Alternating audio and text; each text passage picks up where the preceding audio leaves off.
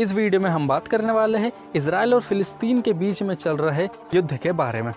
ध्यान से सुनिएगा दोस्तों। 7 साल बाद एक बार फिर इजराइल और फिलिस्तीन एक दूसरे के आमने सामने खड़े हैं। लगातार हो रहे हवाई हमले और गोलाबारी के बीच एक बार फिर दोनों देशों के बीच युद्ध जैसे हालात बन गए हैं। लेकिन दोस्तों ऐसा पहली बार नहीं हो रहा है।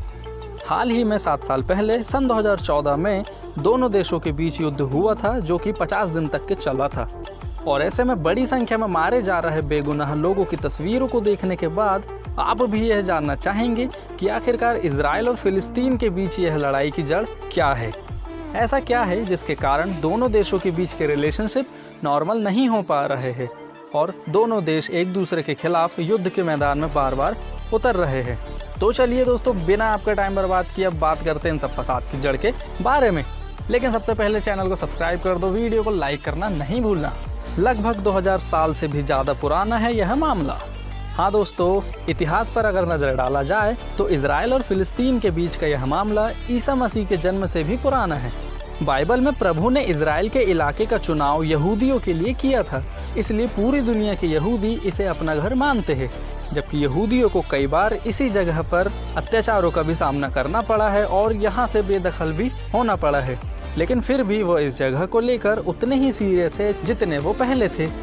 वहीं फिलिस्तीनियों का यह मानना है कि वे लोग हमेशा से इजराइल के ही मूल निवासी है, इसलिए इजराइल पर उनका अधिकार है और वो किसी भी हालत में इजराइल को नहीं खोना चाहते हैं।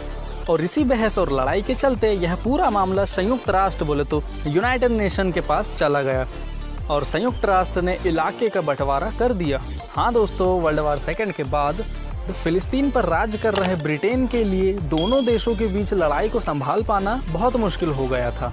ऐसे में वो इस मामले को नवगठित संयुक्त राष्ट्र में ले गया। संयुक्त राष्ट्र ने 29 नवंबर सन 1947 को द्विराष्ट्र सिद्धांत के तहत अपना फैसला सुनाया और इस इलाके को यहूदी और अरब देशों में बांट दिया और फिर यरूशलेम को अंतर्राष्ट्रीय शहर घोषित किया गया। दोस्तों, यहूदियों ने इस फैसले को तुरंत मान्यता दे दी, लेकिन अरब देशों ने इसे स्वीकार नहीं किया। इसके बाद 1948 में अंग्रेज इस इलाके को छोड़कर चले गए और 14 मई 1948 को यहूदियों का देश इजराइल वजूद में आया। दोस्तों, संयुक्त राष्ट्र के फैसले के बाद भी इजराइल के सर से मुसीबत पूरी तरह नहीं गई थी, जबकि ऐसा कहना चाहिए कि अभी तो और बड़ी मुसीबत इजराइल के सामने आने वाली थी, क्योंकि अब इजराइल पर होने वाला था एक बहुत बड़ा हमला। अरब देशों ने कर दिया इजराइल पर हमला। हाँ दोस्तों, इजराइल जैसे ही एक अलग देश बन गया तो सीरिया, लीबिया और इराक, इन तीनों देशों ने इजराइल पर हमला बोल दिया। इसी के साथ ही अरब इजराइल युद्ध की शुरुआत हुई। सऊदी अरब ने भी अपनी सेना युद्ध में भेजी और मिस्र की सहायता से इजराइल पर हमला किया। यमन भी युद्ध में शामिल हुआ। 1 साल तक लड़ाई चलने के बाद युद्ध खत्म हुआ और जॉर्डन और इजराइल के बीच सीमा का निर्धारण हुआ, जिसे ग्रीन लाइन का नाम दिया गया। इस युद्ध के दौरान तकरीबन 70,000 फिलिस्तीनी डिस्प्लेस्ड यानी कि विस्थापित हुए थे। युद्ध के बाद 11 मई 1949 को इजराइल को संयुक्त राष्ट्र ने अपनी मान्यता दे दी। लेकिन दोस्तों, ये लड़ाई और ये जंग बस यहीं ख़त्म नहीं हुई। इजराइल के पीछे कुछ देश इस कदर पागल थे कि वो उसको हासिल करना चाहते थे, फिर चाहे एक और बार युद्ध करना पड़े वो उसके लिए भी तैयार थे। और 1967 में एक बार फिर अरब देशों ने मिलकर इजराइल पर हमला किया, लेकिन इस बार इजराइल ने अरब देशों को बिल्कुल मुंह तोड़ जवाब दिया और महज 6 दिनों में ही अरब देशों को हरा दिया और उनके कब्जे वाले इलाके वेस्ट बैंक, गाजा और पूर्वी यरूशलेम पर कब्जा कर लिया।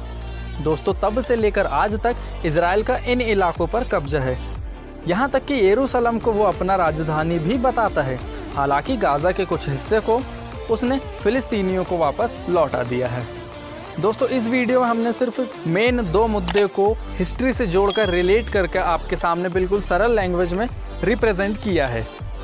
इजराइल और फिलिस्तीन के बीच में चल रहे इस विवाद की हम एक और वीडियो बनाएंगे जो जल्द ही इसी चैनल पर अपलोड होगी। अगर आप उसे देखना चाहते हैं तो चैनल को सब्सक्राइब करें और अगर ये वीडियो आपको अच्छी लगी हो तो इसे लाइक करना।